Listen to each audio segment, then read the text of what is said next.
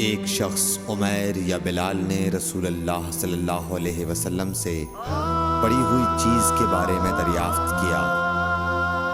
آپ نے فرمایا اس کی بندھن پہچان لے، یا فرمایا کہ اس کا برتن اور تھیلی کو پہچان لے، پھر 1 سال تک اس کی شناخت کا اعلان کراؤ، پھر اس کا مالک نہ ملے تو اس سے فائدہ اٹھاؤ، اور اگر اس کا مالک آ جائے تو اسے سونپ دو۔ اس نے پوچھا کہ اچھا گمشدہ اونٹ کے بارے میں کیا حکم ہے؟ آپ کو اس قدر غصہ آ گیا کہ رخسار مبارک سرخ ہو گئے، یا راوی نے یہ کہا کہ آپ کا چہرہ سرخ ہو گیا۔ یہ سن کر آپ صلی اللہ علیہ وسلم نے فرمایا، تجھے اونٹ سے کیا واسطہ؟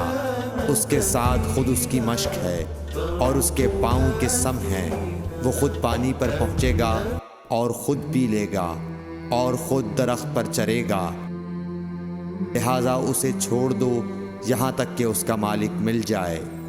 اس نے کہا کہ اچھا گمشدہ بکری کے بارے میں کیا ارشاد ہے؟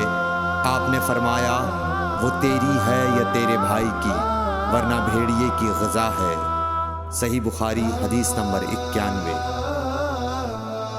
رسول اللہ صلی اللہ علیہ وسلم سے کچھ باتیں دریافت کی گئیں کہ آپ کو برا معلوم ہوا، اور جب اس قسم کے سوالات کی آپ صلی اللہ علیہ وسلم پر بہت زیادتی کی گئی تو آپ کو غصہ آ گیا۔ پھر آپ نے لوگوں سے فرمایا، اچھا اب مجھ سے جو چاہو پوچھو۔ تو ایک شخص نے دریافت کیا کہ میرا باپ کون ہے؟ آپ نے فرمایا تیرا باپ حذافہ ہے۔ پھر دوسرا آدمی کھڑا ہوا اور اس نے پوچھا کہ یا رسول اللہ میرا باپ کون ہے؟ آپ نے فرمایا کہ تیرا باپ سالم شیبہ کا آزاد کردہ غلام ہے۔